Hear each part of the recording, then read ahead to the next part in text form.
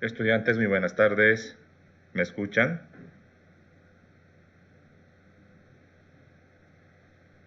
Buenas tardes. Buenas tardes, sí, se escucha. Perfecto, muchísimas gracias. Entonces, vamos a continuar donde habíamos quedado en la anterior clase.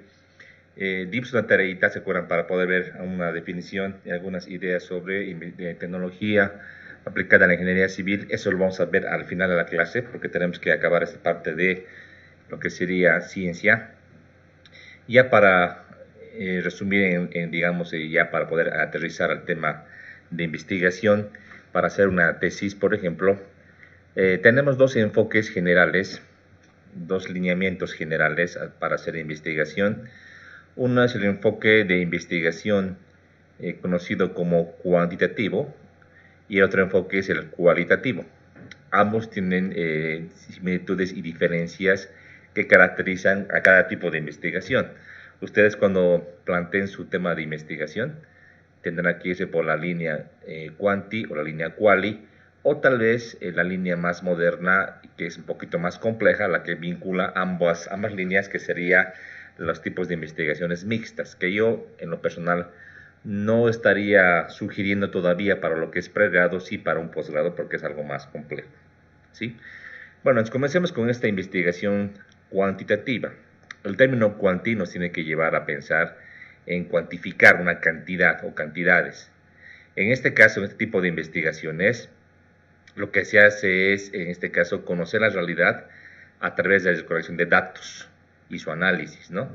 Por ejemplo, si queremos conocer la influencia de un aditivo nuevo en el hormigón, podemos manipular la variable independiente, es decir, el aditivo nuevo, podemos incorporarlo al hormigón y hacer las pruebas y medir los resultados y sacar los datos a través de ensayos de compresión en probetas.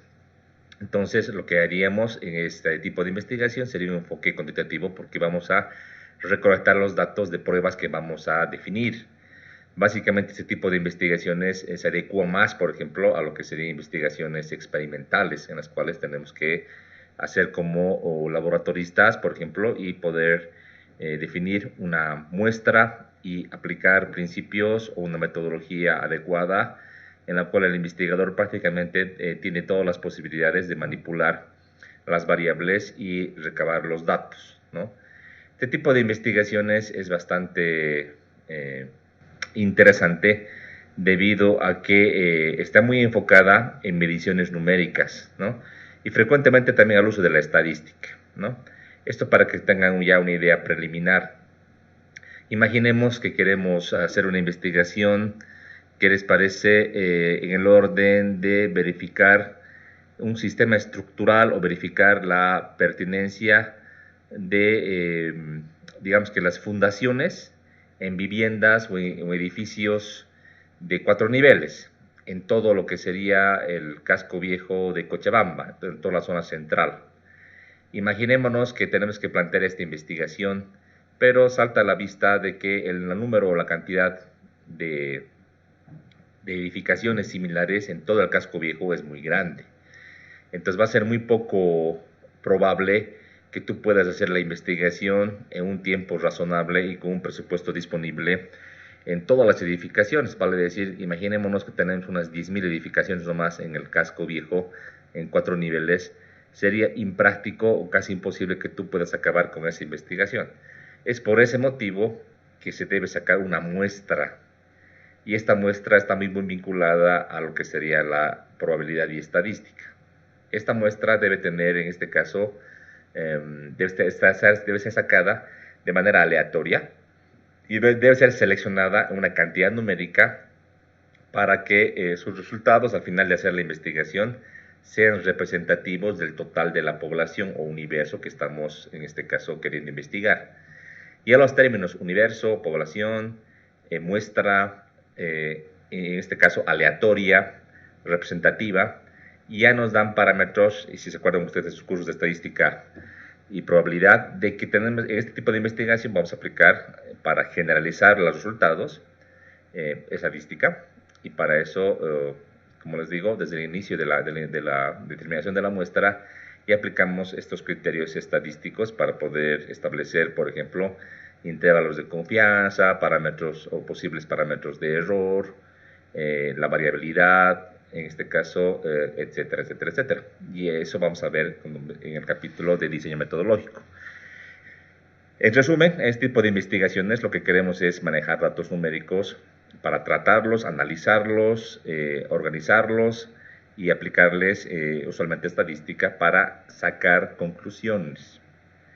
Esas conclusiones nos van a servir para poder generalizar, es decir, si de los 10.000 edificios de 4 niveles, supongamos que la muestra son 60 edificaciones, y si yo encuentro de que un 80% de esas edificaciones tienen problemas muy serios en sus fundaciones ante posibles eventos sísmicos que están establecidos en el reglamento de acción sísmica en la guía boliviana, entonces yo puedo generalizar y puedo decir que de manera general en todas las edificaciones del casco viejo se tiene ese problema.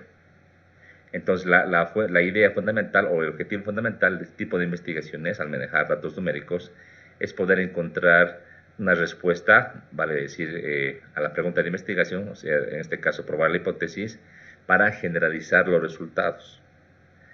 Esto solo se puede hacer si es que en este caso manejamos de una manera muy racional lo que serían las pruebas, los datos, sin forzar nada, sino sacando los datos tal como vienen de nuestros procedimientos que apliquemos. Y por ese motivo se considera que este tipo de investigaciones son muy útiles, ¿no? Porque nos dan datos fiables o viables para poder generalizar y sacar conclusiones que sean de utilidad, ¿sí? Por ejemplo, si yo digo que el 80% de las edificaciones tienen problemas serios ante eventos sísmicos, de seguro que habrá que hacer algo para que las futuras edificaciones no tengan esos problemas y además en las edificaciones actuales ver la manera de hacer algún tipo de refuerzo, algún tipo de solución, porque no podemos dejarlo así, ¿verdad? Eso sería como una consecuencia de nuestra investigación. Bien, ese sería el enfoque. Usualmente este proceso de investigación, así llamémosle, sigue el método científico de una manera bastante rigurosa y lineal, como se muestra en este esquema. En la fase inicial, indiquemos, tenemos la idea de investigación que decíamos que sale de la observación del fenómeno, de la revisión de literatura, etc. De esa idea basamos lo que es el planteamiento del problema y posteriormente su formulación. Obviamente para eso tenemos que hacer una revisión también de la literatura, elaborar un marco teórico o sacar el marco teórico de nuestra investigación. Posteriormente, determinar el alcance del estudio, delimitar el alcance es muy importante para no pretender hacer una investigación muy grande que tal vez no sea viable desde un punto de vista económico o de tiempo. Y posteriormente plantear lo que sería la hipótesis y sus variables. Esta hipótesis en respuesta al problema que estamos planteando y formulando, obviamente. Posteriormente, ya en la etapa de la investigación, en la etapa de ver cómo haríamos para demostrar esta hipótesis, se requiere hacer un diseño de investigación, lo que también se llama el diseño metodológico de esta investigación. Ver con qué procedimientos, de qué maneras vamos a demostrar esta hipótesis, con qué herramientas, con qué instrumentos. ¿Serán pruebas numéricas, serán pruebas físicas, serán encuestas? Bueno, ahí se define. Una vez tengamos ya diseñado este proceso metodológico, pasamos ya a la acción. En este caso, como es un proceso cuantitativo, usualmente lo que hacemos es seleccionar una muestra de todo el universo. No siempre se puede hacer, decíamos, la prueba o el ensayo en todas las muestras posibles. Hay que sacar una muestra representativa. De ahí, desde la muestra, ya aplicamos estos procedimientos que hemos definido, digamos que ensayos de rotura de probeta de cilindros de hormigón, y lo que hacemos es recolectar los datos de una manera organizada, seguramente en unos formularios que hemos tenido que predefinir y diseñar en este paso del diseño metodológico. Posteriormente se hace el análisis de los mismos, aplicando conceptos y marco teórico que hemos planteado para nuestra investigación, y fruto del análisis salen pues las conclusiones, sale nuestro informe final acerca de los resultados de esta investigación. Si se dan cuenta, todo lo que hemos explicado al inicio del diseño del método científico, sigue este proceso, ¿verdad? La observación, planteamiento y formulación del problema, decíamos, la hipótesis y posteriormente todo lo que sería el proceso de demostrar la hipótesis y el último las conclusiones, ¿verdad? Solo que acá está en más detalle. Si bien de manera general el método científico establece sus pasos, como hemos visto, de manera más específica ya, obviamente tenemos que poner el marco teórico, el alcance y lo que sería la muestra, la recabación de los datos y su análisis, ¿no? Que es ya algo más en detalle de lo que habíamos planteado, ¿sí? Pero sigue de manera lineal, si se dan cuenta. No podemos saltarnos, por ejemplo, del problema hacia los datos o del problema hacia la muestra. Sigue un procedimiento totalmente lineal. Es de izquierda hacia derecha, izquierda de abajo hacia arriba, ¿no? Muy rígido, pero que nos sirve para poder generalizar. Por contrapartida, el tipo de investigación llamado cualitativa, el término quali, se refiere a las cualidades que puede tener, en este caso, un objeto de estudio o en este caso la realidad. Este tipo de investigación no pretende para nada hacer mediciones numéricas, es todo lo contrario, sino que hacer descripciones referidas a las observaciones que vamos a hacer de un fenómeno. Los precursores de este tipo de investigaciones indican de que un fenómeno natural de la realidad, sobre todo social, no lo podemos encasillar en una variable o un par de variables y en un número definido, sino que ese objeto o ese fenómeno tiene varias aristas, tiene varias cualidades, las cuales las podemos investigar. A diferencia de las investigaciones quanti, en este caso se utilizan técnicas, por ejemplo, como entrevistas, revisión de documentos, discusiones de grupo, evaluación de experiencias personales. Si bien las herramientas o las técnicas, perdón, se darán cuenta que este tipo de investigaciones más están aplicadas al área social, es decir, a la relación de las personas. Imaginémonos que queremos aplicar el enfoque quanti, imaginémonos en el comportamiento de las personas. Supongamos que queremos investigar por qué las personas de una determinada sociedad plantean, digamos, el uso de un material de construcción, o plantean el uso de una metodología, perdón, de un tipo de vivienda y no de otro. Entonces, querer encasillar una variable va a ser complicado, ¿no? Realmente, y además es muy difícil que podamos agarrar un grupo de personas, meterles en un laboratorio y hacerles pruebas, hacer algunas variaciones, darles estímulos, y luego medir las consecuencias de los estímulos. De hecho, que eso no es posible. No es ni ético, ni posible, ni viable. Por ese motivo que cuando es un tema social, un tema de personas, de comportamientos, más fácil es hacer el enfoque cualitativo, que es el enfoque más adecuado.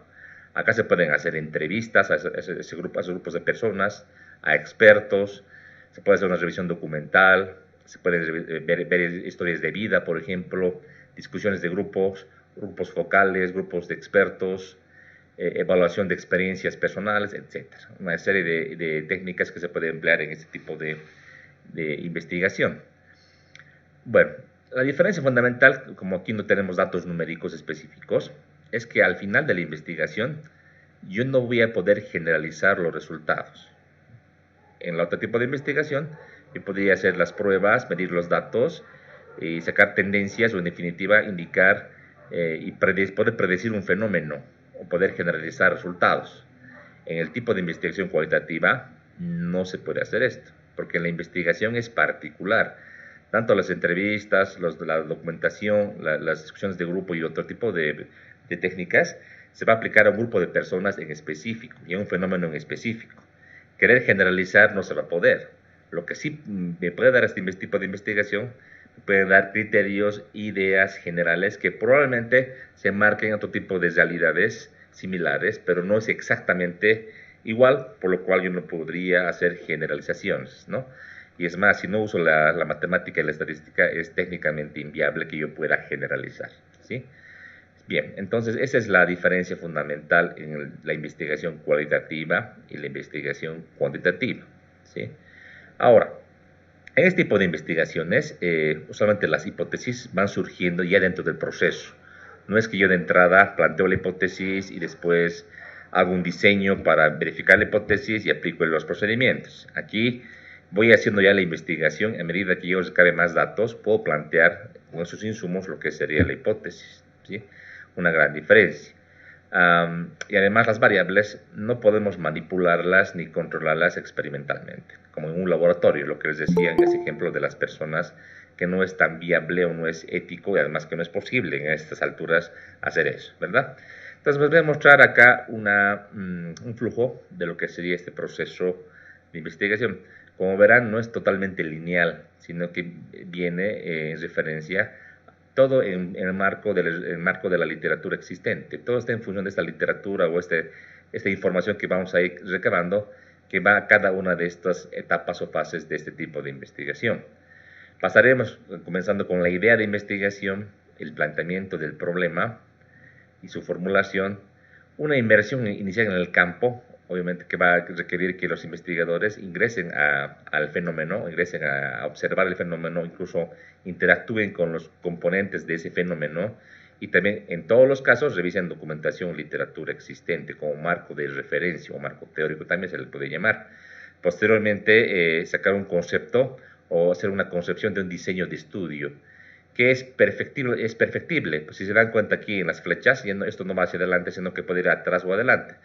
Eso quiere decir que podemos ir ajustando y podemos ir corrigiendo, en este caso, tanto lo que sería el diseño inicial del estudio que se va a elaborar, como también a posteriori una muestra que se puede sacar, en este caso inicial, acerca de lo que se va a revisar en el fenómeno que queramos investigar.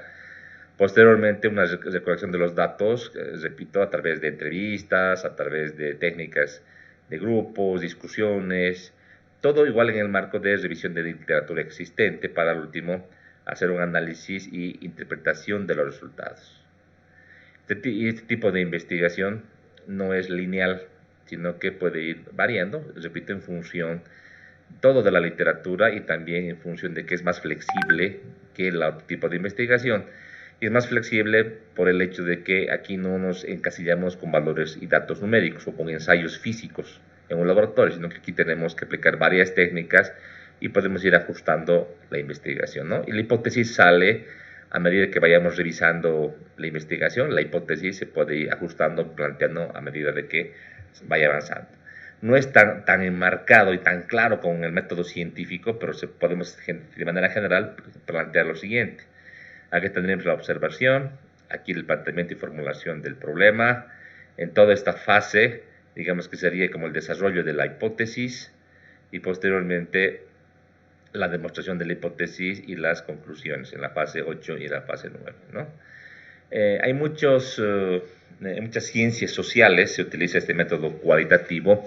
En la ingeniería civil podría usarse, por ejemplo, para describir algunos fenómenos del comportamiento, por ejemplo, de los trabajadores, de la mano de obra, y otros que pueden adecuarse a este tipo de metodología de investigación.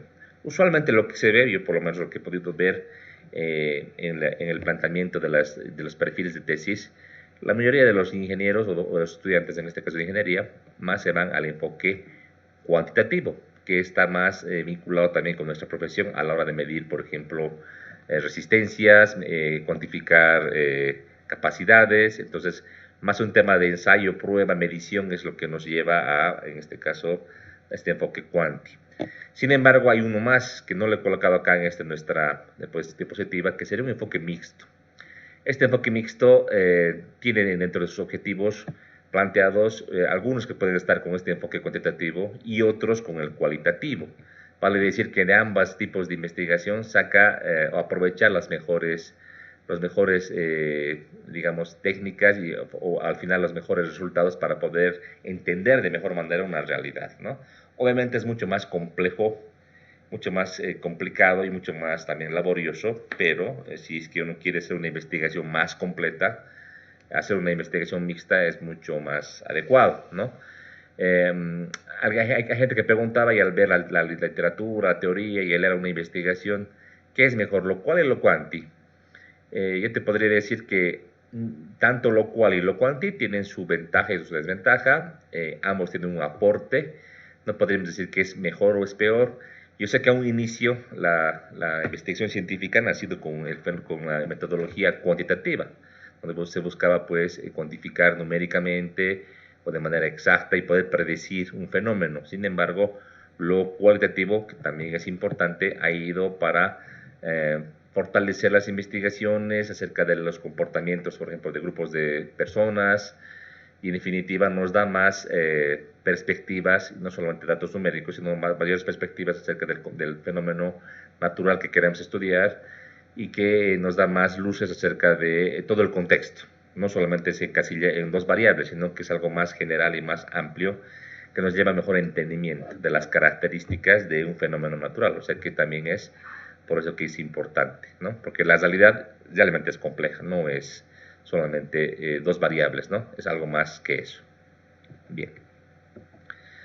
Hasta aquí el tema de investigación científica y ciencia que hemos revisado en anteriores clases. Hemos tardado un poquito en ver esta parte, pero yo creo que es importante y es muy relevante que hayamos podido revisar, ¿sí? Todo esto. Muy bien. ¿Alguna pregunta que tengan hasta acá de lo que sería ciencia y método científico o estos enfoques que acabo de explicar?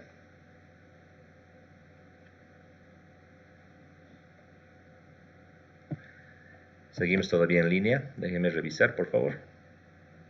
¿Estamos todavía en línea? Sí, ingeniero, seguimos. Muchas gracias. Bien. Ahora lo que queríamos ver el día de hoy. El tema de tecnología. Ya. La ingeniería civil como tal y las demás ingenierías, si bien se han originado, inclusive hay autores que señalan que mucho antes que esta discusión del método científico, o sea que la tecnología y la ingeniería como tal en particular tiene un origen mucho más antiguo en términos de definición, si quieres. Como ingenieros civiles podemos hacer pues investigación científica pura, es verdad, pero como objetivo fundamental el ingeniero civil tiene la misión de, por ejemplo, planificar, diseñar y ejecutar obras civiles o proyectos de infraestructura. Entonces, que el enfoque del ingeniero civil más está en aplicar el conocimiento hacia lo que sería proyectos o en este caso transformar la realidad en obras civiles, que podrían ser puentes, caminos, ¿no? Ahora, de repetir lo mismo, es decir, hacer el mismo tipo de puente, el mismo tipo de edificio, el mismo tipo de presa, ahí viene la necesidad de ir mejorando, ir innovando, y eso se lo logra a través inicialmente de la concepción de un marco teórico, es decir, de teorías, de conceptos, criterios, métodos de diseño novedosos, que solo saca o solo se encuentra a través de investigación científica, ¿no? Pero, en definitiva, a través de estos conocimientos, el ingeniero civil lo que quiere es aplicar, ¿verdad? Aplicar esos conocimientos en algo práctico. Pues por eso que se dice que la ingeniería, por lo general, busca, es parte de la investigación aplicada, es decir, que está aplicada a generar conocimiento, pero para un servicio o para en este caso, un tipo de proyecto u obra civil, una técnica constructiva, es decir, para mejorar, en este caso, mejorar los estándares de aplicación de la ingeniería para satisfacer necesidades de la sociedad. Es para eso que estudiamos ingeniería y para ese motivo es que se hace la investigación en ingeniería. Ahora, el término tecnología como tal, que está aquí definido, es como la aplicación de la ciencia. En origen de la palabra viene del griego tecne, quiere decir técnica u oficio, y logos, que es ciencia y conocimiento. Entonces, hablar de tecnología es aplicar lo que sería la técnica y la ciencia para obtener, en este caso, soluciones concretas a problemas o necesidades de la sociedad. Entonces, en palabras sencillas, es como materializar el conocimiento en algo práctico, en algo que sea de utilidad, ¿no? Según Daros, que es un investigador bastante relevante en términos de la filosofía de investigación, se dice que la tecnología es la aplicación coordinada de un conjunto de conocimientos, sería ciencia, y habilidades, técnica, con el fin de crear una solución tecnológica que permita al ser humano satisfacer sus necesidades o resolver sus problemas. ¿Sí? Ahí está. Un ejemplo, damos de la anterior clase. Les decía, van a investigar, ¿se acuerdan? Un ejemplo. Para términos de diseño, en este caso de edificaciones, hablemos de un edificio. Pues en un edificio no entra solamente la parte a la arquitectónica, ni solamente la parte estructural, ni solamente la parte de instalaciones de agua potable, alcantarillado, pluviales, ni solamente la parte eléctrica o la parte mecánica en el caso de ascensores. Todas estas especialidades, así le llamémosle, se deben coordinar para transformar un diseño y que sea viable y sea constructible y que sirva para ejecutar una obra, en este caso un edificio, una edificación. ¿De acuerdo? ¿Cuál es más importante que uno que otro? Eso es discutible. Si me preguntan a mí, yo diría lo estructural, ¿verdad? Si le preguntan a un arquitecto, él diría lo arquitectónico. Sin embargo, yo soy un convencido de que no somos pues rivales, no trabajamos de la mano. Tanto el arquitecto que hace el diseño arquitectónico como el ingeniero estructurista que hace el diseño estructural, llamado por algunos colegas el calculista, y la parte de los servicios e instalaciones, todos somos importantes y tenemos que coordinar para llegar a un buen resultado. ¿Ya? Lo que pasaba antes, yo les digo, hace unos 10, 15 años atrás, lo que pasaba era que el arquitecto te entregaba el proyecto arquitectónico, vale decir, los planos arquitectónicos. Planos, en este caso, de fachadas, planos de entrepisos, cortes y elevaciones, y que tenía pues detalles arquitectónicos. Y al ingeniero civil lo que le servía, obviamente, lo que nos sirve son los ejes que tú planteabas con las columnas que planteaba inicialmente el arquitecto, que no necesariamente son, digamos, están en ubicaciones correctas, ¿no? Probablemente sea lo más adecuado, pero hay que hacer una modulación estructural y ver la configuración y el sistema que se plantee, ¿no? Entonces el ingeniero estructural lo que hacía era recibir esa información del arquitecto, planteaba hacía el proyecto estructural y muchas veces no había esa coordinación, pues, ¿no? Y hacía el proyecto según le parecía a él. Él planteaba las columnas, él planteaba las vigas, el tipo de losa, el tipo de escalera, el tipo de cubierta, etcétera. Una vez tenía el proyecto estructural, pasaba a la etapa de los proyectos de servicios, vale decir, agua potable, en este caso instalaciones domiciliarias, perdón, de agua potable y alcantarillado, y como también la parte pluvial en la cubierta. Y después pasa a la especialidad, en este caso eléctrica y mecánica para los ascensores. Cada uno haciendo su proyecto a través de los datos en base al plano arquitectónico o su proyecto y en base a la parte también estructural, los demás también hacían sus ingenierías. Al último quedaba pues un expediente completo con todos los proyectos. Eso llega al final a la obra, se licita un proyecto o se le da un constructor, en el caso privado, y a la hora de ejecutar, suerte sale de que hay muchas observaciones, hay muchas deficiencias o vacíos, ¿no? Por ejemplo, que algún elemento arquitectónico, una puerta, un inodoro, por ejemplo, tenga un choque o un cruce con una columna, o que un servicio, una tubería, tenga un choque con una viga o con una enferradura de una columna. En el tema eléctrico lo propio. ¿Qué se hace?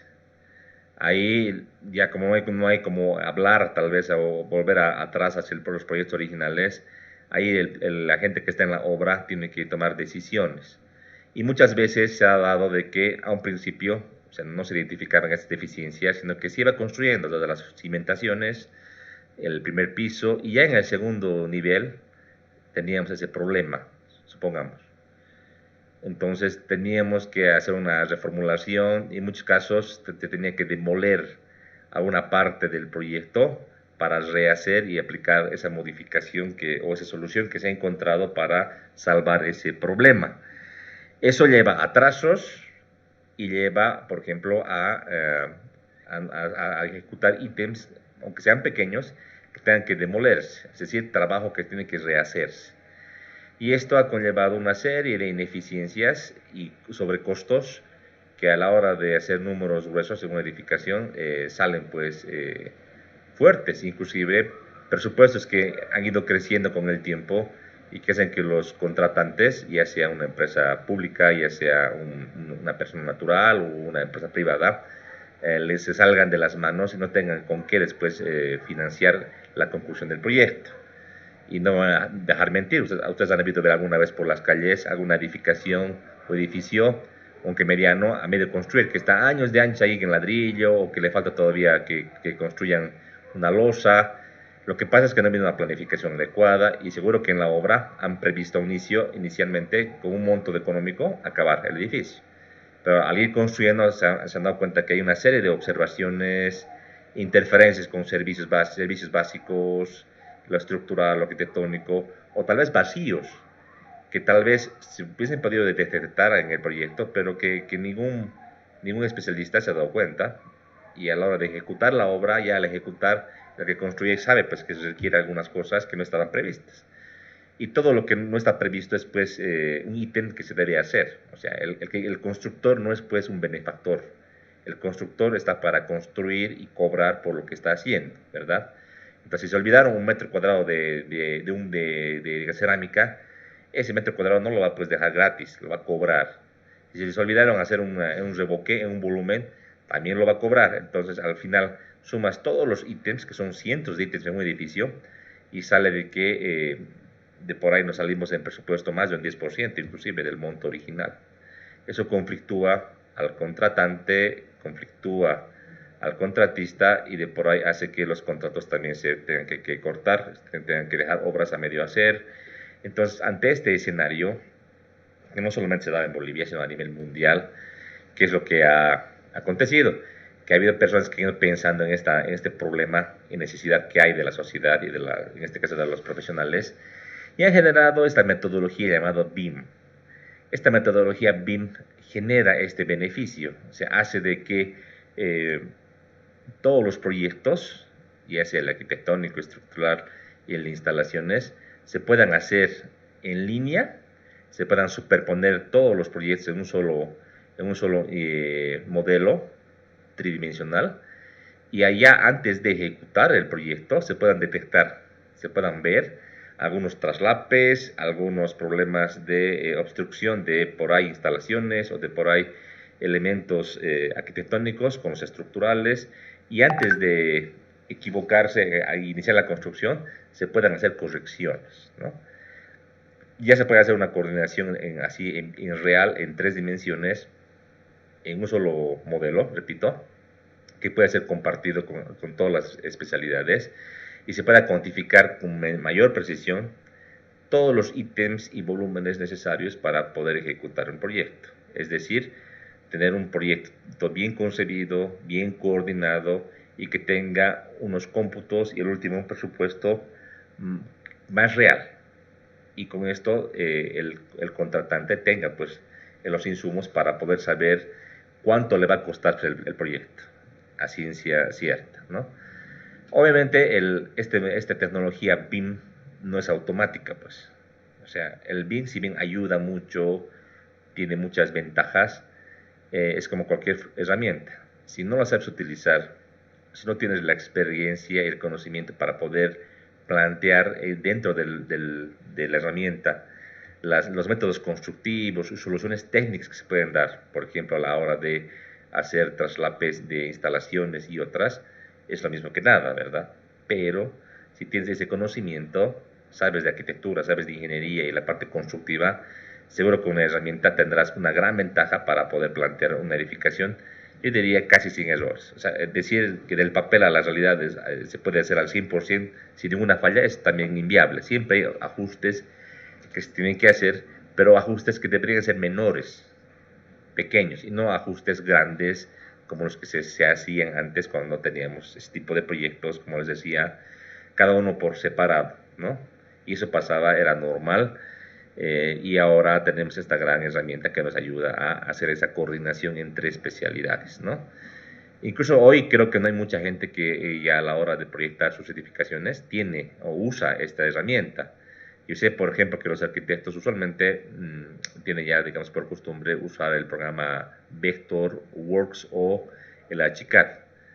Y el ingeniero estructurista utiliza, pues, un software estructural y utiliza el AutoCAD, que es el software más usado por los ingenieros para hacer planos, ¿no? Y los especialistas eléctricos y mecánicos también usan el AutoCAD, ¿no? Entonces hay un pequeño choque. En otros países los arquitectos usan el AutoCAD, es más de uso de ellos también, pero en Bolivia la costumbre no es así, es el Archicad y es el Vector, ¿no? Que no son programas tan iguales, ¿no? al AutoCAD, ¿no? Y este tema de tener esas interferencias y esa falta de coordinación es porque hablamos idiomas diferentes, ¿no? O sea, no podemos juntar todo en un solo modelo. Y el BIM es la gran ventaja, es lo que nos otorga y lo que deberíamos utilizar y aplicar todos para hacer proyectos. No les digo un programa en particular como Revit, sino una metodología BIM en la que podamos interactuar todas las especialidades de la ingeniería, en este caso para construcción de edificaciones, ¿no? Es así. No sé si alguien tiene algún comentario o alguna experiencia en lo que acabo de explicar, algún aporte, alguna pregunta tal vez.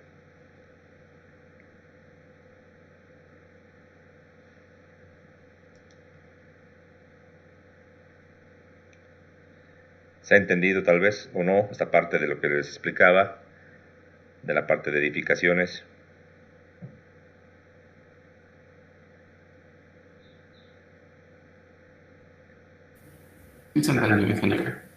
Perfecto. Bueno, a la hora, esto que les he contado, a la hora de que ustedes trabajen, ahí se van a dar cuenta pues, que ese tipo de errores, ¿no? El papel aguanta todo, pero a la hora de ejecutar el proyecto, aunque sea una casa, una vivienda, ahí uno se da cuenta de que realmente era mejor hacer bien de un principio el proyecto, a detalle y en lo posible con el BIM, para ya en este caso tener un conocimiento previo. Otros colegas al BIM le llaman como la preconstrucción. Ya puedes construir en un modelo, o sea, ya puedes construir tu edificio en un modelo digital y ya puedes ver las diferencias, deficiencias y además la gran ventaja que puedes cuantificar todos los ítems y volúmenes en un solo modelo, ¿no? Claro que es trabajoso, aprenderlo es un poco más complejo, no es como el AutoCAD que es más sencillo, pero tiene sus grandes ventajas, ¿no? Inclusive me ha tocado ver algunos proyectos complejos a los cuales el cliente ha querido pues modificar una dimensión. Supongamos que teníamos en planta una dimensión de 20 por 25 metros en planta de una edificación grande y se le ha ocurrido bajarle o incrementarle un metro, ¿no? Entonces, ¿qué pasaría si hay que meter un metro, aumentar un metro a todo, una planta? Es complicado, en AutoCAD hay que hacer una serie de trabajos para modificar todo, ¿no? En el Revit, por ejemplo, es automático, tú puedes jalar de todo eso y automáticamente todo se recalcula, incluso los volúmenes, entonces una gran ventaja a diferencia de lo tradicional, ¿no? Yo les sugiero que es el futuro, deberían ustedes abocarse también a lo que sería la tecnología BIM. Desde la parte arquitectónica, que si bien no es tanto de nuestra área, manejar el BIM arquitectónico te va a ayudar para iniciar en lo que sería la parte estructural y las demás especialidades, ¿no? Bien. Muy bien. En definitiva, una tecnología es, como les decía anteriormente, la aplicación de la práctica de la ciencia. Es decir, la aplicación de conocimientos a fin de crear una solución tecnológica que permita al ser humano y a una sociedad satisfacer necesidades o resolver sus problemas. ¿Sí? Básicamente, ¿cuál sería la valoración de la ciencia, de la tecnología? Se destacaría en la utilidad, en su eficiencia y en su práctica. Bien. ¿Por qué es importante la tecnología para la sociedad? Pues históricamente le ha ayudado al ser humano a adaptarse a su entorno. También le ha ayudado al ser humano generar desarrollo en una región. Ambos términos, por ejemplo, muy ligados a la ingeniería civil, ¿sí? A la hora de, por ejemplo, hacer carreteras, construir puentes, estamos ahí con el entorno. El ingeniero civil, al construir ciudades, edificaciones, estamos generando desarrollo en una región. Ya a la hora de la comunicación, que es un área importante en cuanto a tecnología, conquistar barreras de comunicación, ¿no? La gran diferencia de tener un teléfono celular a lo que teníamos antes, que no era igual, muy importante. Y en definitiva, ser parte integral de la vida del ser humano, ¿no? Yo creo que la tecnología es algo que cada día a día que pasa forma parte de la vida del ser humano, ¿no? Cada día en todo, ¿no? Y me acuerdo muy bien, por ejemplo, para poder saber el tema, diremos, del estrés, por ejemplo, el tema de la pulsación, el tema de la presión, era antes complicado, ahora tenemos dispositivos muy pequeñitos con los cuales podemos tener información. Si no bien tan exacta como ir al médico, tenemos ya una base para poder, en este caso, saber cómo estamos de salud, por ejemplo, ¿no? O sea, realmente ha cambiado la vida del ser humano y va a seguir cambiándola, ¿no? En este caso, si bien el método científico, la manera de hacer ciencia tenía un proceso, que lo habíamos explicado a un principio, también existe un proceso para generar tecnología, llamado proceso tecnológico. Este proceso tiene un circuito, como el que les muestro acá en esta imagen, que tiene bastante lógica, ¿no? Vamos a revisar. Todo surge a través de un problema o necesidad, ¿no? La observación, en caso de ciencia, surge de la observación de la realidad, ¿no? De la realidad problemática, le decíamos, ¿no? En la tecnología es similar, pero exclusivamente se basa en problemas o necesidades que tenemos que satisfacer, como el problema que les había indicado acerca de la tecnología BIM, ¿sí? En este caso tiene que surgir una idea acerca de la posible solución de este problema o necesidad. Esta idea debe ser, en este caso, sujeta a un diseño en el cual podamos plasmar este conocimiento a través de la técnica y podamos tener ya un prediseño, un diseño, y no nos enfoquemos solamente en la parte física. La tecnología se enfoca en la parte también de servicios, no solamente bienes, también servicios o modelos o procedimientos o procesos tecnológicos. Ya con este diseño se pasa a la etapa de construcción. La etapa de construcción o implementación del diseño ya en algo real. Por ejemplo, si fuese el tema del BIM, de seguro que los que han generado el Revit, por ejemplo, han tenido que plasmar su idea y su concepción inicial ya en la etapa de ejecución del software. De seguro que se han tenido que juntar especialistas de diferentes áreas, me imagino del área de la construcción civil, arquitectura, ya con la parte informática o de ingeniería de sistemas para formar ese software y construirlo. Posteriormente, una verificación para saber cómo funciona, y esto es de ida y vuelta, ¿no? Ya con la verificación tú puedes ir haciendo ajustes en tu producto, en el modelo, hasta afinarlo, y por último la presentación de esta nueva tecnología. Creo que es un procedimiento bastante lógico acerca de este proceso tecnológico, ¿no? Tiene una secuencia bastante clara. ¿Qué parte es más importante? Todas son importantes, pero de hecho que tener la idea y plasmarla en un diseño de la construcción requiere conocimiento, sí, requiere conocimiento del comportamiento, requiere bastante ayuda de base científica, pero para plantear un diseño, es decir, llevarlo de la parte conceptual a la parte física, se requiere pues la habilidad o la parte técnica, ¿verdad? Como decía la definición de tecnología, la habilidad o la técnica, para luego plantear la construcción y la verificación, ¿no? Yo diría que el talón de Aquiles de los países en vías de desarrollo, si bien es generar ciencia o estar en ese proceso, radica fundamentalmente más en la parte tecnológica. Es decir, los países que hacen o producen tecnología, esa investigación aplicada a tecnología, son los que surgen, los que generan más recursos económicos y cuyas economías están mucho más elevadas, ¿no? Países como Bolivia y otros de Sudamérica, la mayoría somos vendedores de materia prima, gas, petróleo, hierro, soya, y que lo exportamos a otros países y solemos importar derivados de ese producto que ha sido procesado tecnológicamente para el uso de nuestra población, ¿verdad? Y eso pasa frecuentemente. Por ejemplo, hay un ejemplo muy clásico en Colombia. Colombia produce el mejor café del mundo, la mejor semilla de café. Exportan y luego abren o importan luego las famosas cafés Starbucks, que son muy famosos a nivel mundial, y los importan en Colombia, ¿no? Para su consumo, ¿no? Y si hacen costos, obviamente el productor de la semilla y el que vende en este caso el café en grano, en todo este proceso gana muy poquito, ¿no? El que más gana es el que tiene la patente, el que tiene, en este caso, la marca, el producto ya generado tecnológicamente. Entonces, ahí está el ejemplo claro de lo que pasa, ¿no? La materia prima ha sido la base, digamos que a un inicio hace cientos de años atrás ha sido la base para las economías mundiales. Sin embargo, con el pasar de los años y de las épocas, es la tecnología. Quien tiene tecnología puede avanzar, puede tener una economía más saneada y puede hacer las cosas de una manera más eficiente que otros, ¿no?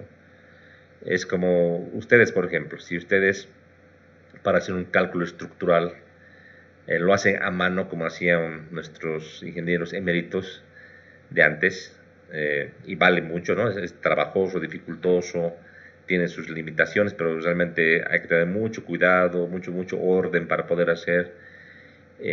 Está muy bien, pero lo que pasa es que tendrá una desventaja terrible contra los ingenieros más modernos que usan herramientas de manera correcta. Me refiero a los ingenieros que usan softwares. Obviamente el software no es automático, tiene que usar un ingeniero que tenga conocimiento, criterio, bases muy sólidas del conocimiento y del comportamiento estructural, y también sepa usar el software de una manera correcta.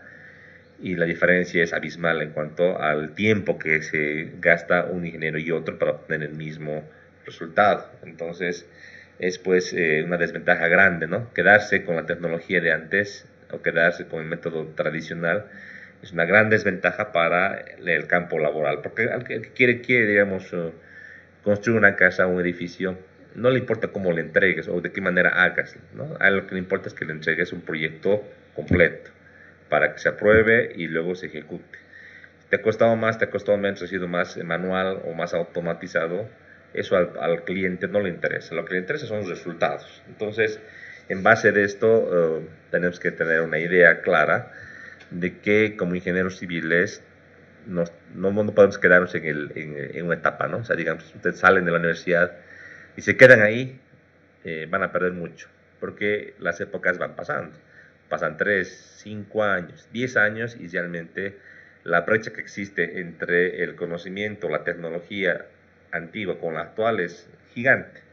Entonces ustedes tienen que ir paralelamente creciendo en ese avance de conocimiento y tecnología, y tienen que hacer cursos de capacitación permanente, ir a seminarios, talleres, estar actualizados y utilizar las herramientas más modernas. Esa es la idea, ¿no? Y todos estamos en ese tren, por lo menos los que queremos estar siempre a la vanguardia y tener y optar por trabajos mejores. Creo que esa es la mejor recomendación que yo les podría dar para su futuro.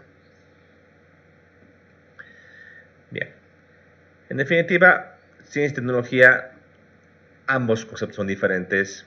Ciencia más abocado a lo que es conocimiento, tecnología más abocado a lo que es el uso del conocimiento, pero ambos están ligados porque no puede haber tecnología sin ciencia. No podemos avanzar en aplicar o solucionar la realidad con la aplicación de nuevos insumos, nuevas técnicas, nuevos servicios, nuevos procesos si no tenemos un conocimiento o un marco teórico novedoso que nos lleve a aplicar estos conocimientos.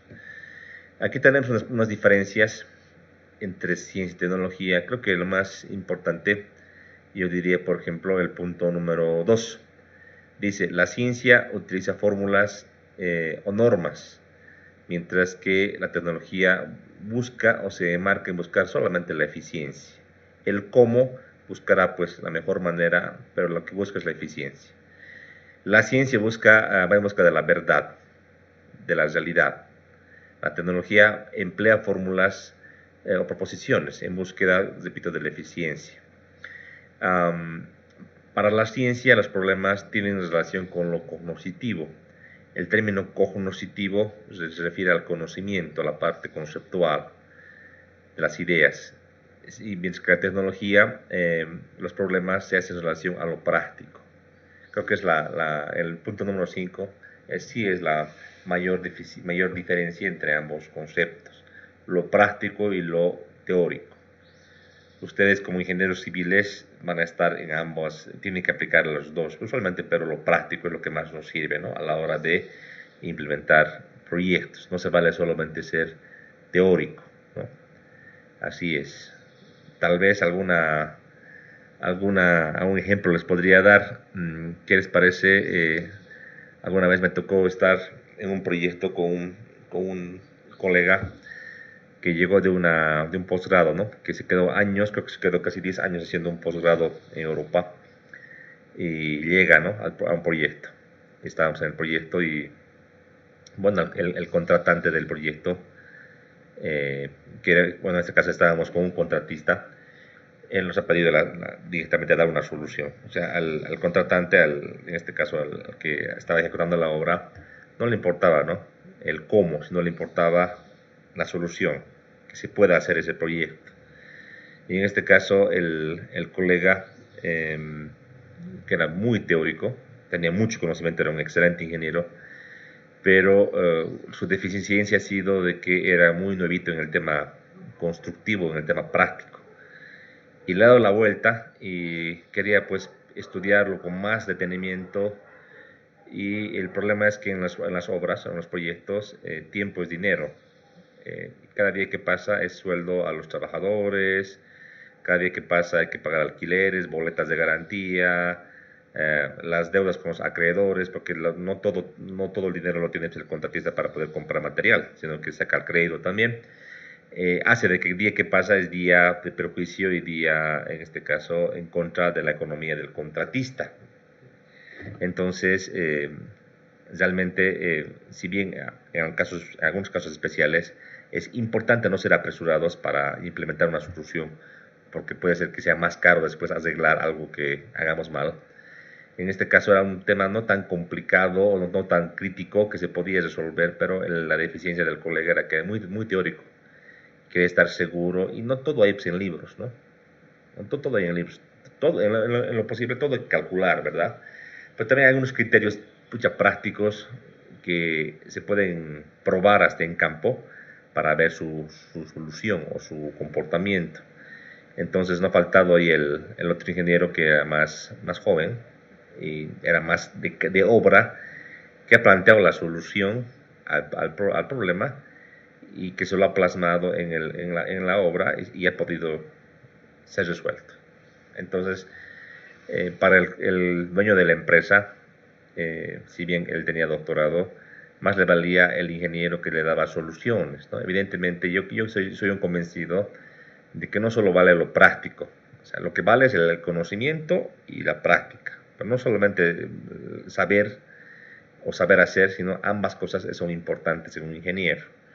Pero a lo que me voy, como ingenieros no solamente vamos a estar en el escritorio haciendo algún cálculo o algún informe, también tenemos que pretender alguna vez en nuestra vida de ingeniero estar en proyectos en la vida real para conocer pues cómo es saber y obviamente al aplicar digamos, los diseños ya en ejecuciones de proyectos, saber realmente qué vacíos puede tener un proyecto o qué modificaciones habría que hacer a un proyecto. Y uno que ya tiene ese recorrido, ya cuando vuelve a oficina, vuelve a hacer diseños, ya conoce y sabe qué es lo que no tiene que hacer o qué es lo que tiene que hacer con mayor detalle para evitar problemas a la hora de construir. Entonces es vital y es muy bueno que esté en ese bagaje, ¿no? De lo teórico y de lo práctico. Ambas cosas es importante para la formación de un ingeniero de calidad, ¿no? Eso como sugerencia. Otro ejemplo que les doy. A ver, permítanme abrir, aquí estoy sin mi punterito ahora, sin mi lápiz, pero voy a tratar de abrir una hojita de OneNote para poder hacerles un ejemplo. Creo que este ejemplo igual les va a ser interesante para que podamos debatir, ¿no? ¿Qué les parece? A ver, aquí haremos. Acá. Este de acá. Se tenía un problema en un proyecto de infraestructura a nivel regional que era bastante interesante en cuanto a su concepción. Se tenía una columna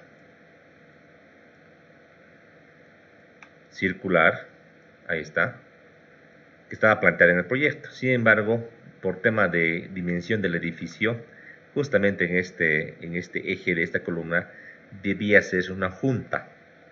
Entonces la columna, que era circular a un inicio, terminó siendo semicircular. Vale decir que tenía que ponerse aquí una junta, en este caso de expansión, en este lugar y en este lugar. O sea, aquí viene una juntita, supongamos, ahí. Un segundito, me está dejando dibujar esto. Está un poco sensible el mouse.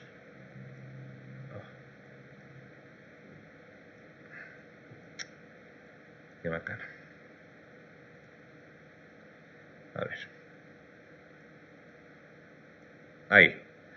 Supongamos que es la junta. Ya está un poco exagerado, pero es la junta.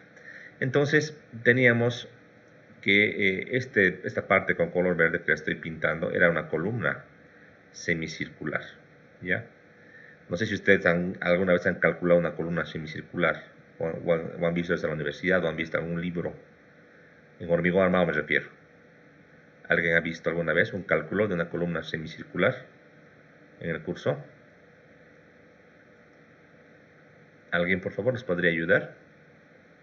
¿Alguna vez vio alguien un cálculo similar?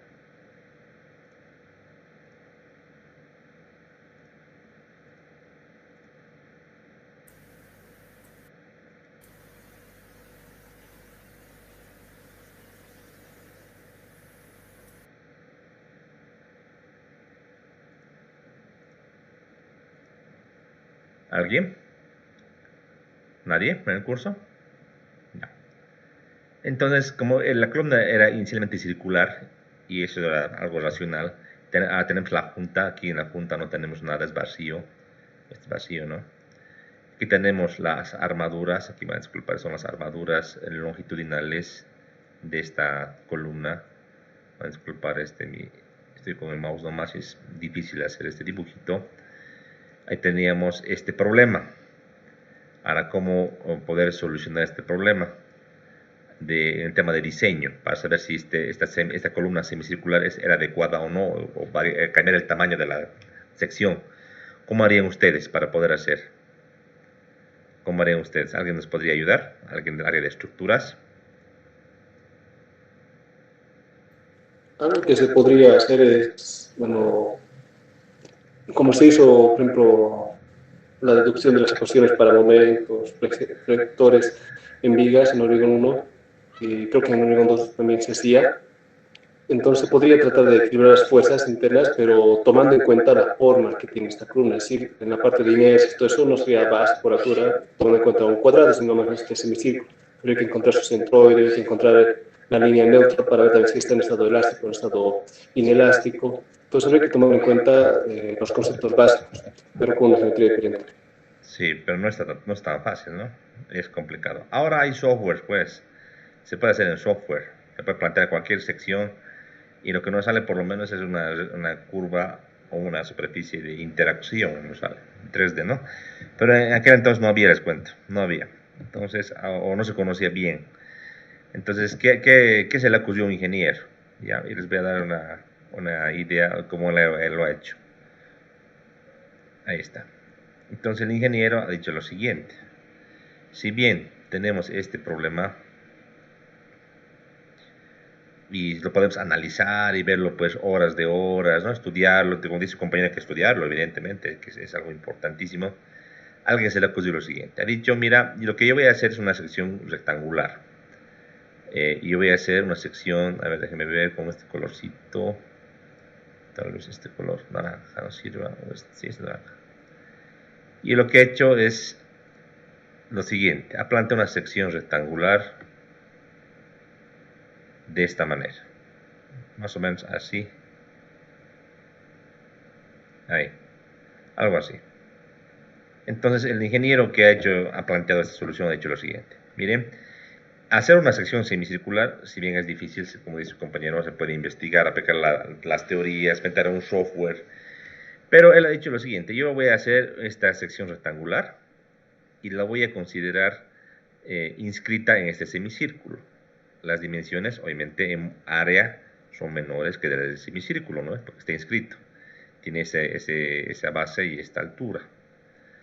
Y lo que ha hecho el ingeniero es verificar para esta sección con esas dimensiones qué refuerzo requería para los momentos y carga axial que tenía. Entonces, para esta columnita, digamos que equivalente, pero no tan equivalente, sino que de menor sección, este ingeniero ha encontrado que para esa columna de sección rectangular, ahí está, ha encontrado que para las dimensiones inscritas sí cumplía con los requisitos de la norma y requeríamos está en clanchito, por favor, déjenme ver esto.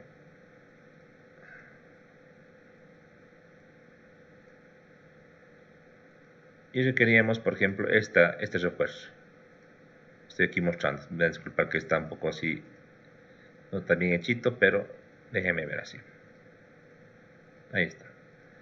Digamos que eran una cantidad de un número de barras de 20 milímetros. Esta configuración con sus estribos cumplía tranquilamente a los esfuerzos actuantes. Y lo que él ha hecho es lo siguiente, ha dicho, si para esta sección que es inscrita, que tiene menos área y menos base y altura que la sección con verde, me cumple. Entonces lo que él ha hecho es adecuar esta armadura, esta área de aceros, ha adecuado a esta geometría, se lo ha llevado, lo ha distribuido de esta manera, ¿ya? Esa área de aceros, porque esta área de aceros, si bien era un número de views de 20, en definitiva se podía calcular un área de aceros real, digamos que en centímetros cuadrados. Entonces eso lo ha llevado a ese modelo, ¿no? Evidentemente, como es un semicírculo, por la forma misma, tal vez la separación de la armadura, ha tenido que tal vez aumentarle un fierrito un poquito más para ajustarle, pero lo ha logrado, ¿no? Y esto es lo que se ha construido, así se ha construido, ¿no? Entonces, no ha faltado un ingeniero que le ha dicho, pero está pues mal esto, este puede calcular, se puede modelar, como dice su compañero, pero le pedían la solución pues, rápido, ¿no? No era para que se quede una semana estudiándolo y calculando hacia detalle, era para hacerlo para ayer, como dicen en las obras, era rápido. Entonces, lo que ha planteado, si se dan cuenta, es algo ingenioso, que si bien no es exacto, o sea, en el cálculo no es exacto, está en el rango de seguridad. Lo que le importaba era algo seguro, si bien no económico exacto, algo seguro, algo estimado aproximado, seguro y obviamente con un rango de aproximación, llamémosle aceptable. Y el ingeniero lo que ha hecho es aplicar ingenio, si quieres ponerlo así, para solucionar este problema.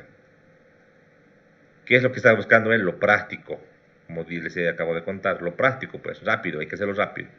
Lo teórico está excelente, conocer cómo se comporta, conocer la línea neutra, conocer los esfuerzos, macanudo, pero lo que quería era algo práctico, porque no tenía pues una semana, tenía 24 horas para poder hacer y plantear solución. Y se ha construido así, y no ha tenido ningún problema. Luego se ha verificado con software y se ha visto que su solución obviamente estaba un poco antieconómica.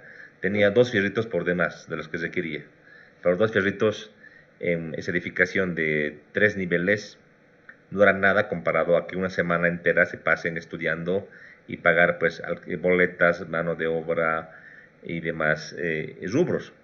Entonces, yo digo, ¿no? Hay gente que dice que está mal, ¿no? Yo digo, vale el ingeniero porque ha usado su ingenio. Al fin y al cabo, el término ingeniero, ¿a qué se refiere? A usar el ingenio, a usar las herramientas que tenemos para dar soluciones, ¿no? Serán más groseras o más cercanas a lo exacto, eso es discutible, pero mientras sea seguro y aproximadamente aceptable en términos económicos, creo que está correcto, ¿verdad? Esto es lo que se busca. Yo les digo este ejemplo tan chiquitito que se he contado así en poquito, como el ejemplo del puente que les había dado anteriormente. Son ejemplos que tienen que tomar ustedes como vienen, porque a la hora de hacer proyectos vale lo práctico, pero lo práctico no puede salir sin conocer cómo funciona. O sea, Yo creo que este ingeniero, si no conocía nada de ingeniería estructural, jamás hubiese pues pensado en esto, ¿no? Y resuelto este problema como lo ha hecho. Entonces tienen que tener ustedes esas ambas características o ambas virtudes como ingenieros hay que aplicar. Lo teórico y lo práctico tiene que ir de la mano, ¿no? Entonces, para mí eso ha sido una solución muy buena y el que lo ha hecho realmente lo ha hecho muy bien y le ha ahorrado a la empresa mucho dinero, ¿no? Y decir no puedo, lo estudiaré y para que pase una semana, no vale, pues la empresa, digamos, no te contrata, ¿no? La empresa no va a entender, pues. El dueño de la empresa él era un abogado, por si acaso, en este proyecto. Entonces no va a entender pues, que es difícil, él quiere soluciones, él no quiere excusas, entonces ahí está, pues, es una solución, si bien un poquito exagerada, pero en términos generales ha sido posible materializarle una obra y hasta la fecha sigue muy bien, no tiene problemas, ¿no? Entonces ahí está un poquito la diferencia, no es que les diga que dedicarse solamente a la parte teórica es malo, no, para nada, pero ir a lo práctico también es bueno. Es más, ustedes cuando salen de la carrera, usualmente se van a lo que serían proyectos, obras, es lo más típico. El ingeniero jovencito se va a las obras.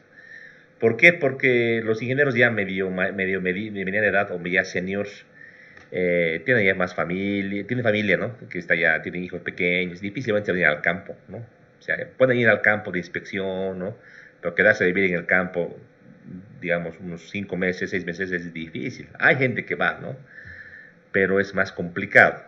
Incluso para las empresas, pagar a un ingeniero senior que esté en el campo es mucho más costoso que pagar a un ingeniero más joven, ¿no? Entonces, usualmente el trabajo inicial que tiene un ingeniero junior es estar en obra, en el campo, ¿no?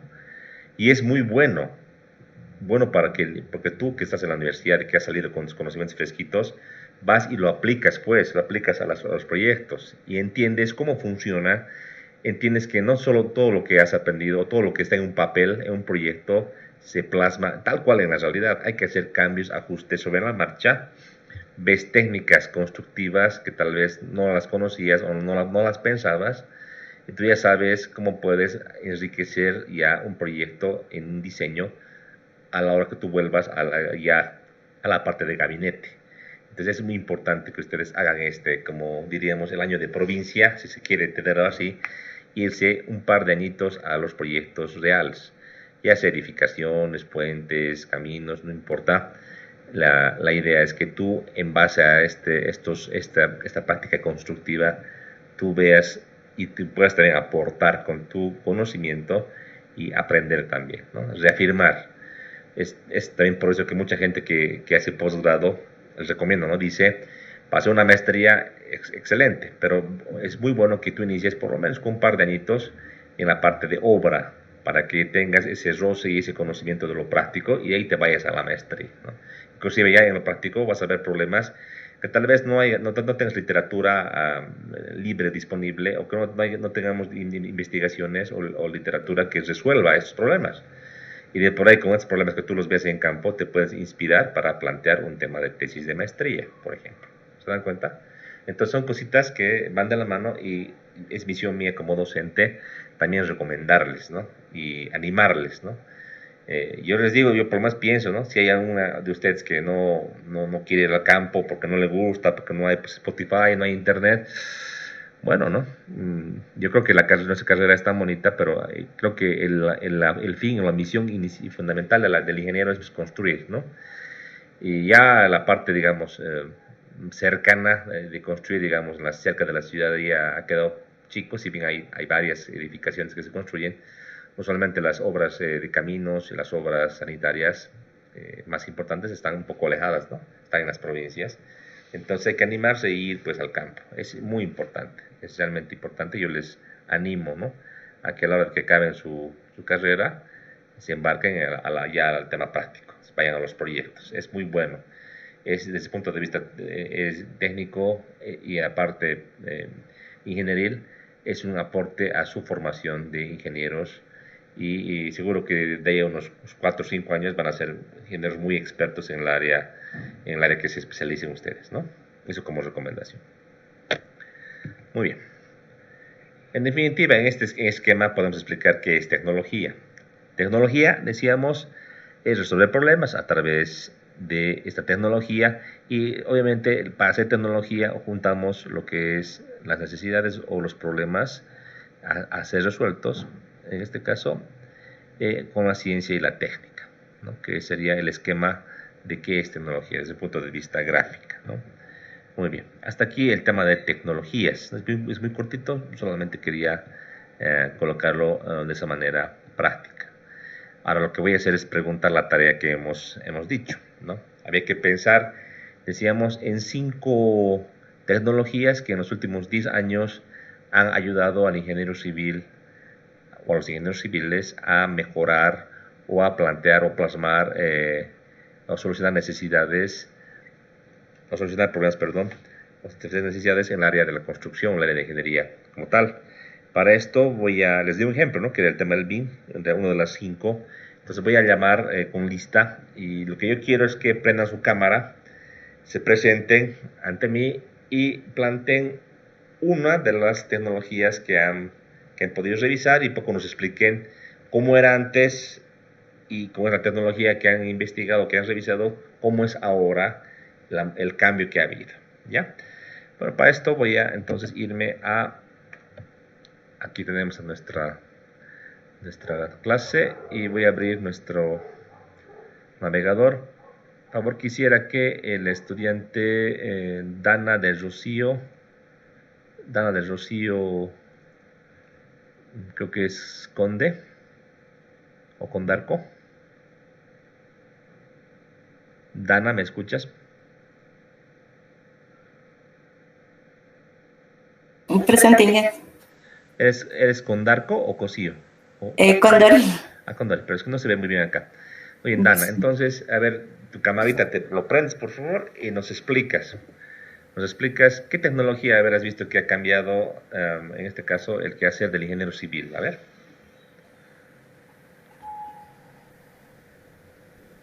¿Ya? Adelante. Buenas tardes. Como lo he explicado ahorita, no he hecho, sino lo que he entendido eran las 5 aplicaciones o lo que he mejorado la ingeniería civil. A ver, danos una, a ver, la que te parezca. Estaba viendo y habían creado una impresión en 3D de unas viviendas. Ya. Eso estaba viendo videos. Ya. Hacían todo eso. Un poquito contanos, digamos, ¿por qué motivo será que han hecho eso? ¿Cuál será el objetivo? El objetivo era de construir más rápido y, digamos, para familias que han perdido en desastres, ¿no ves? Porque lo que han dicho, lo que estaba viendo, se podían construir en 5 horas como un departamento chiquitito. En 24, 70, algo así. Ya. Entonces el objetivo es construir más rápido, ¿no ve? Construir más rápido de manera automática. Y yo creo que esa innovación, esa tecnología, no solamente es para las personas que han perdido, digamos, su casa. ¿Qué le ves digamos, de importante, de diferente? Ponte que la opción A, digamos, me dan a mí para construir con lo clásico, ¿no? Como mis albañiles, ¿no? Opción A. Opción B, con esta tecnología 3D. ¿Tú qué le verías de importante? Aparte de la parte del tiempo, que es teóricamente más rápido. ¿Qué le verías de mejor? Que solo usan 3 materiales.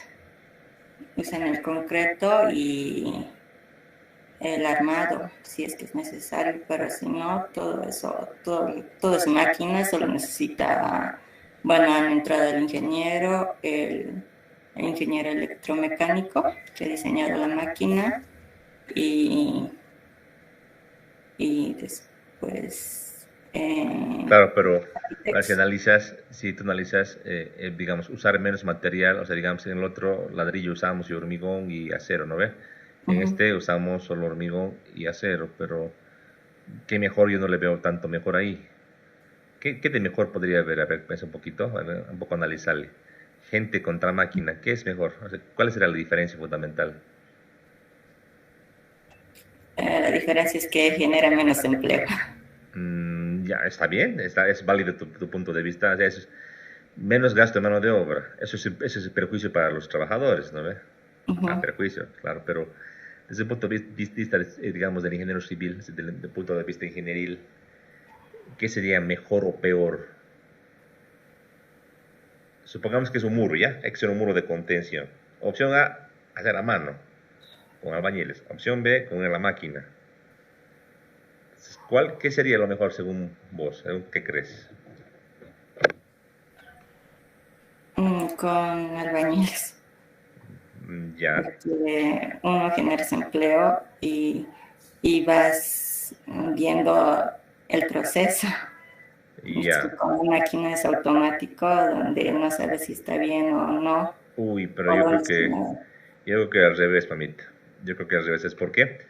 Porque si es con máquina, claro, si el que usa la máquina sabe y ha hecho pruebas, ¿no? En la parte del diseño de la máquina, decíamos, ¿no? En el proceso de esa tecnología, hay que hacer de la idea, se va al diseño, del diseño se va al prototipo, de ahí se va a las pruebas, ¿no? Si lo ha hecho bien y ha hecho pruebas, todo eso, y ponte que la máquina sea ya de marca, ponte ya Caterpillar, ponte ya un nombre.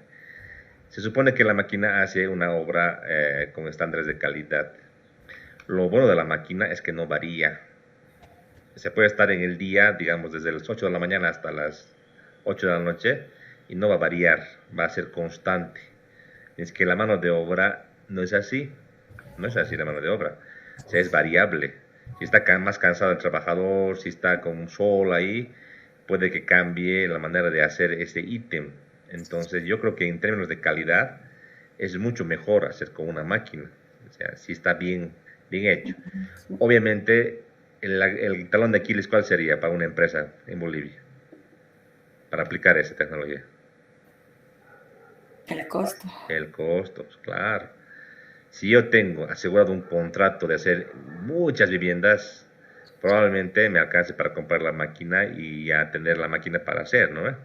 Pero si tengo una casa o dos nomás y estoy buscando pegar, no voy a gastar y pagar una millonada por la tecnología, ¿verdad? Entonces, está en dependencia del tema de la inversión que yo pueda hacer y los futuros contratos que yo pueda agarrar, ¿no ve?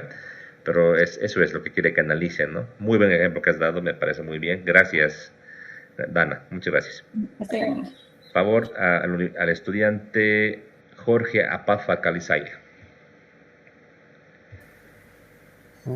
Buenas tardes, ingeniero. Jorge, buenas tardes. Por favor, tu camarita la prendes y nos expliques, pues, como tu compañera, una tecnología, ¿no? Esquir. Por favor. Ya. Buenas tardes. ¿Escucha, no? Sí, para que te conozcan del curso, te presentes, por favor. Buenas tardes, ingeniero. Soy Jorge Calizaya. Lo que he investigado es sobre los drones, que generalmente, últimamente se están usando mucho en la topografía y la geodesia, ¿no? Y que, como el ingeniero de Rocas nos decía, antes era muy difícil realizar este procedimiento que hacen los drones, porque se necesitaba un poco más de gente que hacían con helicópteros, volaban, y también necesitaban la presencia de un geólogo, y después iban a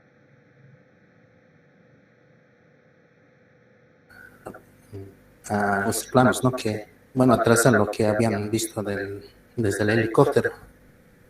Y ahora con los drones se puede hacer lo mismo, pero un poco ya más rápido. Excelente, excelente, ¿no? Me parece excelente lo que has planteado. Ahora yo te voy a hacer una consulta, ¿no? En el tema del dron que tú planteas, en el tema de este relevamiento de un talud, ponte, ¿no? Para hacer un camino, supongamos que es un lugar virgen, es un talud rocoso, ¿no? Va el dron y luego antes tiene que ir el geólogo, caminar o ir, como dicen, en helicóptero. ¿Cuál sería la ventaja o las ventajas fundamentales que tú le verías ahora?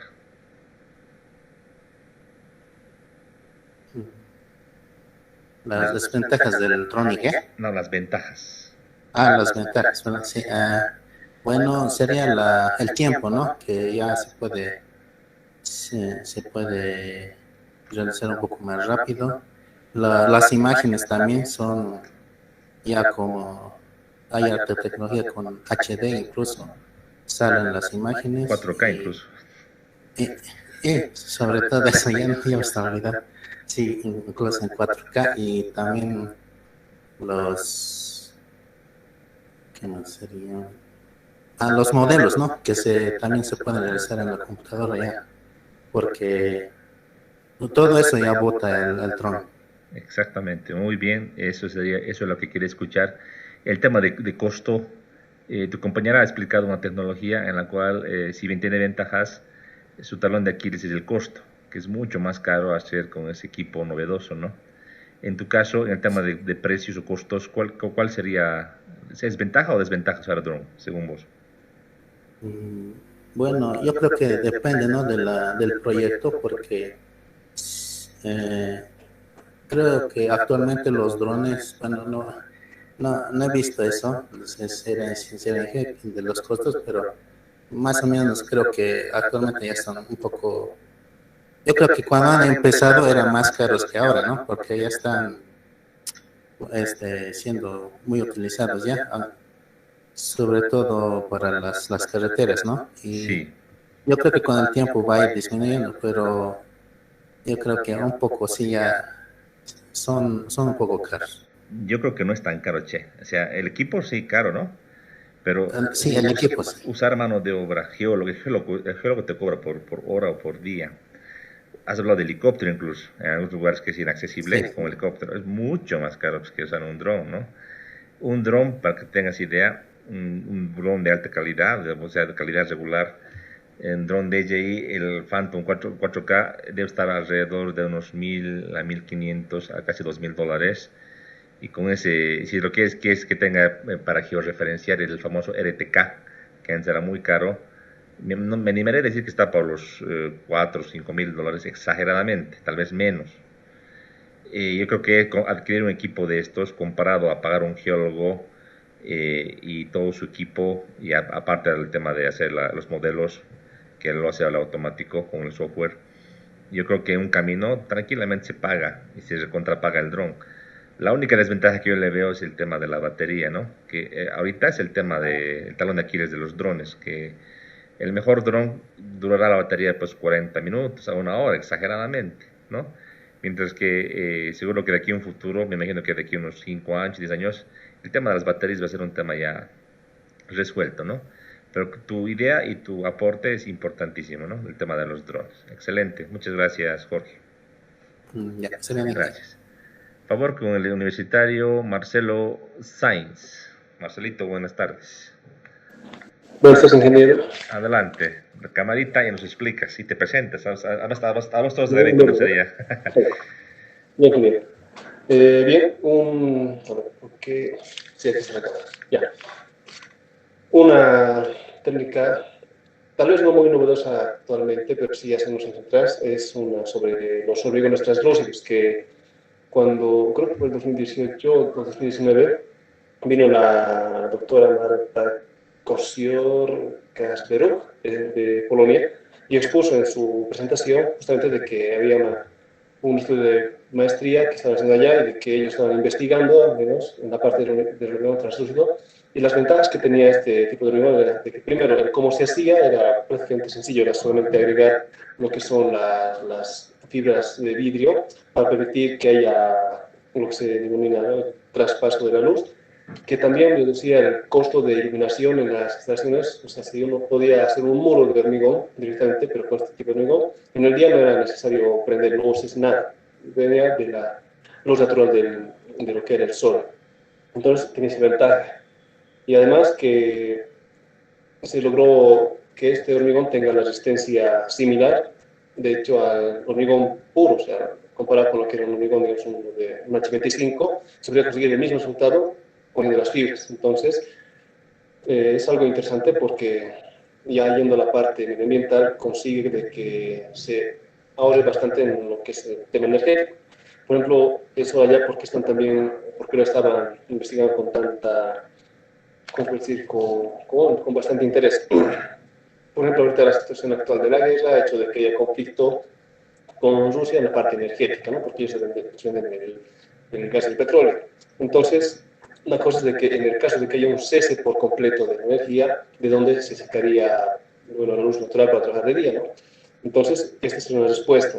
Y ya sea allá o acá en Latinoamérica, se puede aplicar. ¿Qué tal si acá hay un apagón o hay un corte en lo que es la red eléctrica? Entonces, una institución que está trabajando de día, tal vez ya habrá pedido el uso de lo que es los ordenadores, habrá pedido su conexión en línea, pero el trabajo que se puede hacer a mano se puede seguir haciendo porque sigue habiendo lo que es la iluminación.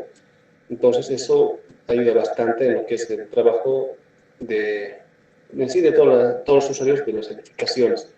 Y el ingeniero que se dedique a esto, pues evidentemente tiene que ver dónde podría colocar este tipo de hormigones, y además de eso tendría que, si es que puede, investigar si puede ganar resistencia, si puede tal vez modificar sus propiedades físico-mecánicas, cosa de que sea algo más trabajable, de que no sea tan complicado para el albañil el elaborarlo, ¿no? Y al final se pueda hacer algo más regular, ¿no? Y también económico, ¿no? Porque el tema de las fibras no es muy barato, pues se podría empezar a producir en cantidad. Una fibra que no requiere una alta nitidez como la fibra que se utiliza para los datos de Internet, pero sí una que tenga la calidad para poder simplemente permitir el paso de la luz. Básicamente eso fue lo que investigué. Excelente, me parece algo excelente, ¿no? Esa innovación que podría darse a futuro. Como tú dices, la energía, y es un hecho, ¿no? La tenemos que economizar, la tenemos que ahorrar, y qué mejor que tener esta ventaja de tener un material de construcción que nos permita ya economizar, ¿no? Excelente. ¿Cuál sería la mayor desventaja que tú le ves ahorita, en ese momento? Sería al proceso constructivo, ¿no? Porque hay que ver de que las fibras no estén botadas al azar, tienen que, digamos, si el muro se construye en una dirección, pues de su eje perpendicular tiene que estar la orientación de las fibras, ¿no? Para que se tenga el mayor aprovechamiento de lo que es la luz del sol. También hay que ver de ponerlo en lugares donde realmente vaya a incidir bastante la luz. O sea, si uno lo pone en un muro donde hay tal vez aquí un voladís, un tinglado, entonces no va a tener prácticamente nada. Pero si lo pone en una pared que da directamente el sol, entonces puede aprovechar al máximo la luz, y de hecho también va a entrar calor, entonces la parte de calefacción también se podría economizar. Entonces el problema que yo veo aquí es el método constructivo, el permitirse tener la misma orientación para todas las variables. Perfecto, muchas gracias, Marcelito. Gracias por tu aporte, excelente. Por favor, para acabar y ser justo con el tema también de género, busquemos una estudiante, una de sus compañeras, por favor, en este caso. A ver, ¿quién ha participado en la anterior clase? Un segundito. A ver, con la estudiante Ana Villegas Manrique, por favor. Ana, buenas tardes. Ana, ¿me escuchas? ¿Tienes audio?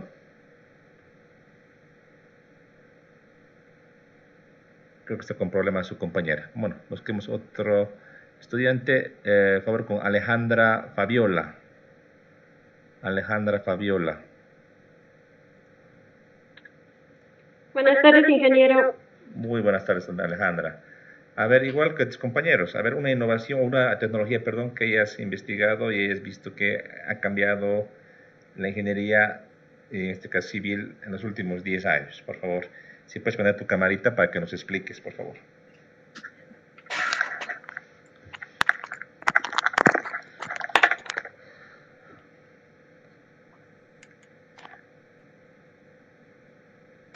¿Se escucha bien, ingeniero? Perfecto, sí, buenas tardes. Ya, buenas tardes. Lo que estaba investigando y viendo algunos artículos es que en Italia unos ingenieros crearon el pavimento de goma. Bueno, en sí, como lo conocemos aquí en Bolivia, serían los rompemuelles, pero allá lo colocaron en vez del asfalto, lo colocaron en goma. Bueno, está fabricado de goma y consiste en que los vehículos que pasen por ahí conviertan la energía cinética en energía eléctrica. Wow, excelente. ¿Es en todo el pavimento o solamente es en esos como rompemuelles que decías? Eh, Solo en los rompemuelles, ingeniero. Cosa de que los vehículos al frenar conviertan energía eléctrica, por así decirlo. Ya, qué interesante, ¿no? Igual que decía Marcelo, la idea ahora es de generar energía, en este caso, a través de, claro, el uso de los vehículos al frenar genera pues una disipación de energía, ¿no? A través del frenado. Y si se puede aprovechar para generar energía, fantástico. Qué interesante. Esta tecnología, digamos, en el área vial, has podido investigar la etapa, diremos, de construcción o cómo se construye los materiales, ¿has podido revisar? Eh, Solo encontré de que estaban hechos del tipo de material que los neumáticos más o menos. Y no sé más. Creo que algún tipo, no estoy segura si motor o algo así para recolectar la energía. Perfecto, excelente, muy interesante y tal vez sea una de las innovaciones que veamos aquí en futuro también en nuestro país. Muchas gracias, Alejandra. También dije, Perfecto, chicos, les agradezco mucho. Además, poquito para acabar de la clase el día de hoy, solo un comentario. Decirles que me llegó una notita de lo que sería la DUBE y actualmente se está habilitando lo que es la beca tesis. La beca tesis consiste en hacer una tesis de investigación científica en uno de los centros de investigación que puede ser, por ejemplo, en el caso de nuestra carrera, asfaltos, materiales, geotecnia o hidráulica, inclusive el CASA, los 5 centros. Y si la tesis se acaba de 5 a 10 meses, la DUBE les da como premio alrededor de 5.000 bolivianos. Obviamente, esta beca tesis tiene que estar primeramente aprobada, vale decir que se tiene que hacer un perfil, se tiene que elaborar y tiene que concursar este perfil de tesis en lo que sería la DUBE para que ellos elijan a los ganadores y ya corra ese como convenio para que se entregue esa tesis en un lapso de entre 5 a 10 meses para que sean acreedores a los 5.000 bolivianos como de premio o recompensa. Yo veo un poquito y comparo, ¿no? Te digo, para hacer el PETAN aproximadamente son casi, creo que 12.000 a 14.000 bolivianos que se paga para poder optar por esa modalidad de titulación. Hacer el diplomado, si bien ahí ganas un curso, porque tienes que hacer unos módulos para poder cursar el diplomado, igual tiene su inversión, ¿verdad? Para hacer la tesis, en vez de invertir, te dan un aporte de 5.000 bolivianos como un premio. Y me parece magnífica esa iniciativa de la DUBE. Evidentemente también esto lo ha instruido el señor rector a través de sus técnicos.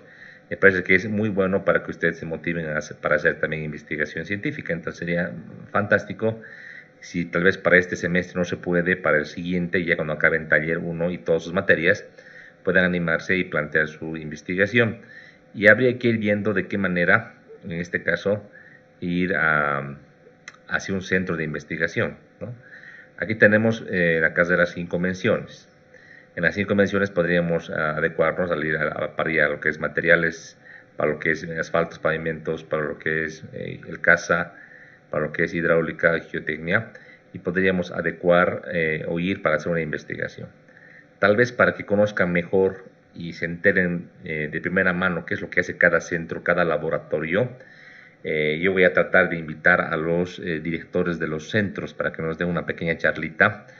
Si no se va a poder, yo les cuento que tengo de hace unos 2 semestres, tengo una sesión que nos dieron muy gentilmente los ingenieros y se las voy a compartir en el Classroom para que puedan ver y enterarse de lo que hace el CASA, de lo que hace geotecnia hidráulica, materiales y asfaltos, para saber en qué línea de investigación ustedes pueden abocarse o pueden orientar su perfil de tesis. ¿Qué les parece? Entonces, eso más como comentario y para que les pueda servir, ¿sí?